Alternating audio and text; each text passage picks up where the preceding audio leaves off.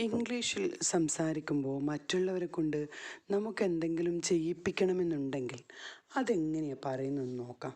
ഇപ്പോൾ പറയാണ്, എനിക്കെൻ്റെ ഉടുപ്പ് വൃത്തിയാക്കിക്കണം, അല്ലെങ്കിൽ എനിക്കിന്ന് എൻ്റെ മുടിയൊന്ന് വെട്ടിക്കാൻ പോകണം, അതുപോലെ നീ നിൻ്റെ തലമുടി വെട്ടിക്കണം എന്നൊക്കെ പറയില്ലേ. അപ്പോൾ ഇങ്ങനെ പറയുന്ന കാര്യങ്ങളെന്ന് പറയുന്നത് നമുക്ക് ഇംഗ്ലീഷിൽ പറയാൻ ശ്രമിക്കുമ്പം കുറച്ച് ബുദ്ധിമുട്ട് വരാറുണ്ട്. അപ്പം അത് ഏറ്റവും എളുപ്പത്തിൽ എങ്ങനെ പറയാം എന്നതാണ് ഇന്നത്തെ നമ്മുടെ ക്ലാസ്. അപ്പം hi friends, welcome to a new video from English with SC. ആദ്യമായി കാണുന്നവരാണെങ്കിൽ സബ്സ്ക്രൈബ് ചെയ്യുക. ഇതിന് തൊട്ട് മുമ്പ് ധാരാളം ടിപ്സ് ആൻഡ് ട്രിക്സ് ഉള്ള വീഡിയോസ് അപ്ലോഡ് ചെയ്തിട്ടുണ്ട്. അപ്പോൾ ആ വീഡിയോസ് എല്ലാം കാണുക, ലൈക്ക് ചെയ്യുക, ഒപ്പം തന്നെ കമൻറ്റ് ചെയ്ത് ഷെയർ ചെയ്ത് മുന്നോട്ട് പോകാൻ ശ്രമിക്കുക. അപ്പം മറ്റുള്ളവരെ കൊണ്ട് നമുക്ക് വേണ്ടി എന്തെങ്കിലും ജോലി ചെയ്യിപ്പിക്കുമ്പോൾ ഇപ്പോൾ പറയാണ്, എൻ്റെ കാറ് ഇന്നലെ നന്നാക്കിച്ചു. ഇപ്പം നമ്മൾ സാധാരണ എൻ്റെ കാറ് നന്നാക്കി എന്ന് പറയുകയാണെങ്കിൽ ഐ റിപ്പയർഡ് മൈ കാർ എന്ന് പറയും. അതായത് റിപ്പയർ എന്ന് പറയുമ്പോൾ നന്നാക്കുന്നു, റിപ്പയർഡ് ഡിഡ് വെർബാണ്. അപ്പോൾ ഐ റിപ്പയർഡ് എന്ന് പറയുമ്പോൾ നന്നാക്കിയത്. ആ സമയത്ത് എൻ്റെ കാർ ഇന്നലെ നന്നാക്കിച്ചു എന്ന് പറയുമ്പോൾ നമുക്കറിയാം സംബഡി ഈസ് ദെയർ അത് ചെയ്യാനായിട്ട്, ഇല്ലേ? അപ്പം അങ്ങനെയുള്ള സന്ദർഭങ്ങളിൽ I had my car repaired yesterday. അപ്പം ഐ റിപ്പയർഡ് മൈ കാർ എന്നുള്ളതിന് I had my car repaired yesterday എന്നാക്കാം. അതായത് ഇപ്പം റിപ്പയർഡ് എന്നതിനെ ആ ഒബ്ജക്റ്റിന് ശേഷം എൻ്റെ കാർ, ഇപ്പം നമ്മൾ ഐ റിപ്പയർഡ് മൈ കാർ, ഞാൻ എൻ്റെ കാർ നന്നാക്കി എന്നുള്ളത് ഐ ഹാഡ്, അതായത് ഹാഡ് അല്ലെങ്കിൽ ഗോട്ട്, ഈ രണ്ട് വാക്കുകളും നമുക്ക് ഒരാളെ കൊണ്ടൊരു കാര്യം ചെയ്യിപ്പിച്ചു എന്ന് പറയാനായിട്ട് ഉപയോഗിക്കാം. അപ്പോൾ ശ്രദ്ധിക്കൂ, ഐ ഹാഡ് മൈ കാർ, അവിടെ ഞാൻ ബ്രാക്കറ്റിൽ ഗോട്ട് കൊടുത്തിട്ടുണ്ട്, അതുകൂടെ ശ്രദ്ധിക്കാം.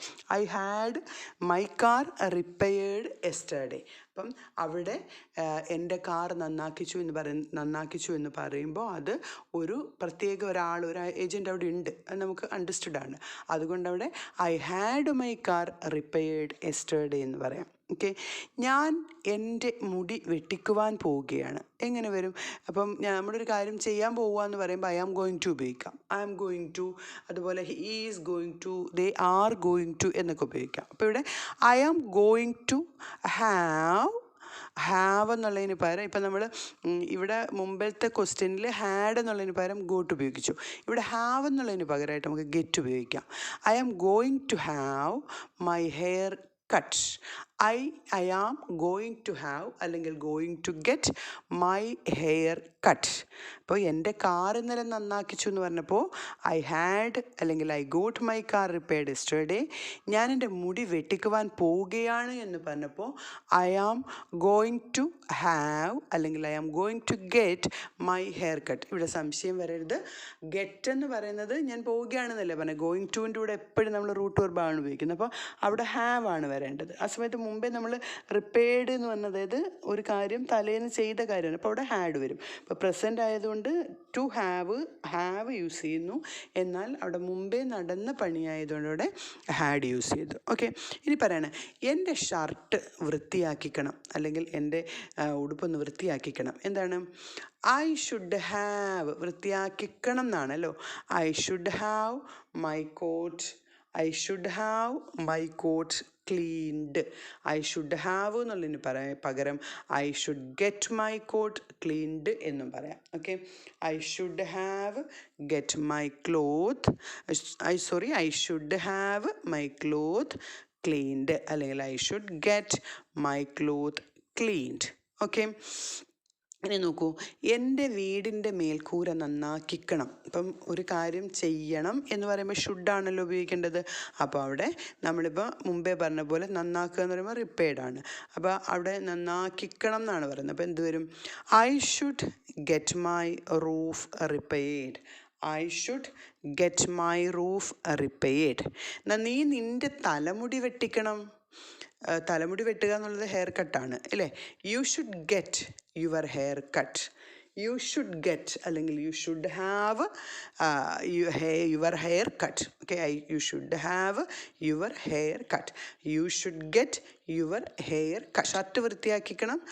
ഐ ഷുഡ് ഗെറ്റ് അല്ലെങ്കിൽ I should have my coat cleaned. Okay, എൻ്റെ വീടിൻ്റെ മേൽക്കൂര നന്നാക്കിക്കണം. I should get my roof repaired. നീ നിൻ്റെ തലമുടി വെട്ടിക്കണം. You should get your hair cut.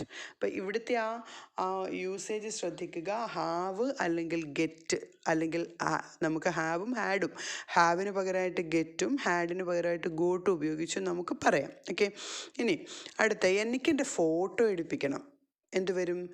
I should get my photograph taken. എടുപ്പിക്കണം. ഐ ഷുഡ് ഗെറ്റ് അല്ലെങ്കിൽ I should have my photograph taken. I should get my photograph taken.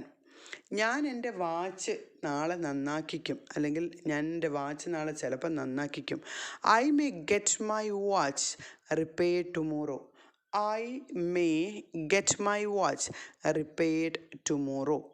എന്നാൽ എപ്പോഴാണ് നിൻ്റെ watch നീ നന്നാക്കിച്ചത് എന്നാണെങ്കിലോ, ഇതിനകത്ത് ഉള്ള ഡിഡ് വെർബ് പുറത്തെടുത്തിട്ട് അങ്ങ് എപ്പോൾ എന്നുള്ള വെൻ ആഡ് ചെയ്താൽ മാത്രം മതി. നീ നിൻ്റെ വാച്ച് എപ്പോഴാണ് നന്നാക്കിച്ചത്? When did you get your watch repaired? When did you get your watch repaired? അപ്പോൾ അവിടെ മനസ്സിലാക്കുക, അവിടെ വെൻ ഡിഡ് യു ഗെറ്റ് എന്നുള്ളത്, അതായത് വെൻ യു ഗോട്ട് എന്നുള്ളതിനെയാണ് നമ്മളിവിടെ ഗെറ്റ് ആക്കിയിരിക്കുന്നത്. വെൻ ഡിഡ് പുറത്തെടുത്തപ്പോൾ ഗെറ്റായി. When did you get your watch repaired. Okay, അപ്പോൾ നോക്കൂ, എനിക്കെൻ്റെ ഫോട്ടോ എടുപ്പിക്കണം. I should get my photograph taken. ഞാൻ എൻ്റെ വാച്ച് നാളെ ചിലപ്പോൾ നന്നാക്കിക്കും. I may get my watch repaired tomorrow. എപ്പോഴാണ് നിൻ്റെ വാച്ച് നന്നാക്കിച്ചത്? When did you get your watch repaired. അപ്പോൾ നോക്കൂ, ഇത്രയും കാര്യങ്ങൾ എന്താണ്, ഹാവ് അല്ലെങ്കിൽ ഗോട്ട് ഹാഡ് അല്ലെങ്കിൽ ഗോട്ട് ഹാവ് അല്ലെങ്കിൽ ഗെറ്റ് വെച്ചിട്ട് ചെയ്യാൻ നിങ്ങൾക്ക് മനസ്സിലായി എന്ന് വിചാരിക്കുന്നു. ഇനി നമുക്ക് എക്സസൈസിലേക്ക് കിടക്കാം. ഒപ്പം തന്നെ നമ്മുടെ പേഴ്സണൽ ഓൺലൈൻ സ്പോക്കൺ ഇംഗ്ലീഷ് ക്ലാസ്സുകളെ പറ്റി അറിയാത്തവർ ഈ നമ്പറിൽ കോൺടാക്റ്റ് ചെയ്യാൻ ശ്രമിക്കുക.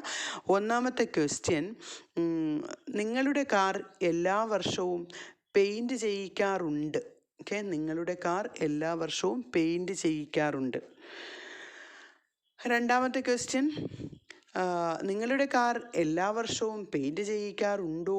ഡു യു ഗെറ്റ് വെച്ചിട്ട്. ഓക്കെ, നിങ്ങളുടെ കാർ എല്ലാ വർഷവും പെയിൻറ്റ് ചെയ്യിക്കാറുണ്ടോ? മൂന്നാമത്തെ ക്വസ്റ്റ്യൻ, ഈ ജനൽ എനിക്ക് നന്നാക്കിക്കണം. നന്നാക്കിക്കണം എന്ന് പറയുമ്പോൾ മസ്റ്റ് വെച്ച് പറയാം. ഈ ജനൽ എനിക്ക് നന്നാക്കിക്കണം. ഫോർത്ത് ക്വസ്റ്റ്യൻ, എനിക്കെൻ്റെ വീട് വൃത്തിയാക്കിക്കണം. എനിക്കെൻ്റെ വീട് വൃത്തിയാക്കിക്കണം. ഫോർത്ത് ക്വസ്റ്റ്യൻ, നിങ്ങളുടെ വീട് എപ്പോഴാണ് പെയിൻറ്റ് ചെയ്യിക്കുന്നത്? നിങ്ങളുടെ വീട് എപ്പോഴാണ് പെയിൻറ്റ് ചെയ്യിക്കുന്നത്? അപ്പം ഈ ക്വസ്റ്റ്യനുകൾ നിങ്ങൾ പ്രത്യേകം ശ്രദ്ധിക്കുക. അതിനുശേഷം നിങ്ങൾ ഈ എക്സസൈസുകൾ ചെയ്യുക. അത് സംശയങ്ങളുള്ളവർ അവിടെ താഴെ കാണുന്ന കമൻറ്റ് ബോക്സിൽ രേഖപ്പെടുത്തുക. ഒപ്പം തന്നെ മാക്സിമം ഫ്രണ്ട്സിലേക്ക് ഷെയർ ചെയ്യാനും ലൈക്ക് ചെയ്യാനും മറക്കാതിരിക്കുക. പേഴ്സണൽ ഓൺലൈൻ സ്പോക്കൺ ഇംഗ്ലീഷ് ക്ലാസ്സുകളെ പറ്റി അറിയേണ്ടവർ താഴെ കാണുന്ന നമ്പറിൽ കോൺടാക്റ്റ് ചെയ്യുക. Thank you for watching. Signing off.